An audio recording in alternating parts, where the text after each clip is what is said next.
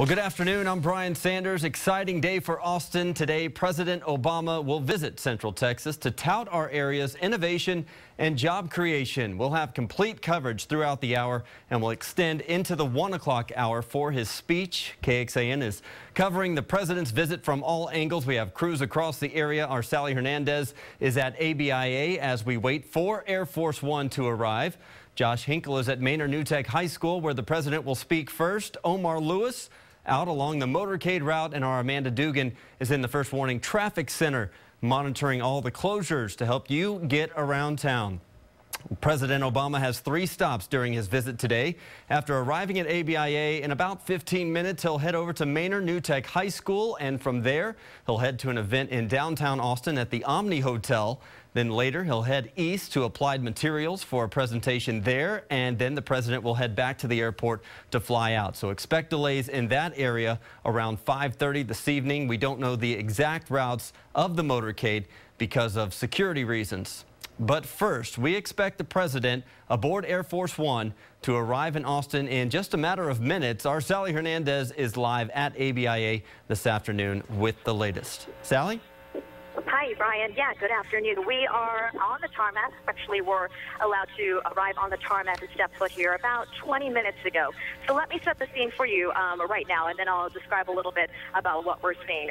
So I can see there are about 24 vehicles behind me. You have first responders who are here as well, Secret Service agents, EMS, Travis County is here to respond in case they need to. And then to the right of the media here, you have friends and family members who are here to maybe hopefully meet the president. Now, in the past, the president has come over to that side and was able to shake hands, when he was last year back in 2010. And in 2010, we were reminded, too, of somebody else who came to meet the president, Governor Rick Perry. And that's when Governor Rick Perry tried to give him that letter, but was unsuccessful and actually gave it to President Aide. He wanted to talk about border security. What we do know is that the governor is expected to the president on the tarmac again this year. Not sure exactly if he's going to have a letter in hand to try to deliver to the president this time. But he did say that if President Obama wants to boost the economy, wants to create jobs, then there's no other place in the United States to do that but to come and visit Texas. The governor says the best way to do that is to just leave local governments alone and let Texas and the state of Texas create jobs without any kind of federal oversight. So still waiting for Air Force One to touch down here. From what we know, it's still on time, but still a very heavy security presence over here at the airport. So we're going to work to give you some pictures. I'll try to send some of those in and get some video for you so you can see some of the security measures over here. And then we've also talked to somebody whose daughter is in the military, and she's actually traveling with the president here to Austin. And she called her mom, who lives in San Angelo, and said, Mom, there is somebody who's going to be very important. I can't tell you too much about that, but I can tell you that it might be worth the trip over here to Austin if you could meet him. And that, she jumped in her car, drove about 3 hours to get here to Austin. She is one of about looking over here right now, about 24 people who have gathered to hopefully shake hands with the president. But as of right now, we're still waiting on Air Force One to touch ground here at the airport. Once that happens, Brian, of course, we'll be the first to know right here on KXAN News at noon. We'll send it back to you. All right. Thank you, Sally. Of course, a once-in-a-lifetime opportunity for those waiting for him to arrive. We will go back to Sally when we get word of Air Force One touching down. So why did the president choose to come to Austin? Well, according to the White House, Austin leads the country in manufacturing and technology job growth. In a video released on the White House webpage, Chief Technology Officer Todd Park says a thriving middle class is imperative to a thriving economy. It should be an incredibly exciting day, and we're looking forward to showcasing the innovative spirit of Austin as a model for the rest of the country. So going in depth, the president is set to announce several initiatives with 2 executive orders. They'll focus on jobs, skills, and opportunities. The first executive order will create 3 new manufacturing innovation institutes. One such hub already exists in Youngstown, Ohio. It acts like a business incubator that connects startups with big government agencies that can offer contracts. The second executive order will open up more government data to entrepreneurs. And the White House gave two past examples of open data. First, the release of weather data from government satellites and ground stations that allow us to have weather readings from across the country all at once. That data even helped create the Weather Channel. The second example was the opening of global positioning systems. Prior to that, GPS was reserved for military use, but today the technology has given way to a host of businesses. And we are getting word from Sally Hernandez that Air Force One might be in sight, so we're going to turn it back over to her if we can. Sally, what do you see? There is, in fact, Air Force One just about to touch down at ABIA.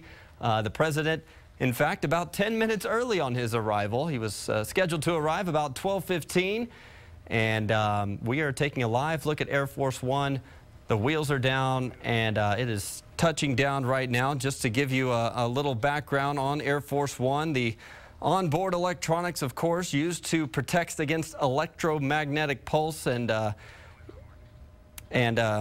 we're going to tell you who is on board with the president right now. He travels with an entourage that includes Jay Carney, his press secretary, Dan Pfeiffer, the senior advisor for strategy and communications, Rob Neighbors, the deputy chief of staff, and a special guest, former Dallas Mayor Ron Kirk, is a former trade representative also on board with him. Let's turn it over to Sally Hernandez if we can and see what she sees. Sally? You can. Hi, Brian. Yes, Air Force One just touched ground, as you mentioned, here at Austin Bergstrom International Airport. There are about 24 people who are waiting to see the president get down of Air Force One right now. And I'm going to try to maneuver through the press if I can over here to tell you exactly what's happening. He has not gotten off of Air Force One just yet. And you know what? I don't see any dignitaries or any lawmakers on the tarmac right now who are here to greet him. But as you mentioned, Air Force One touchdown, and it's giving you a history or a little bit of what we know about Air Force One as well. We can go ahead and take some of these pictures once they get in. But it did touch down. It's a little out of my view right now.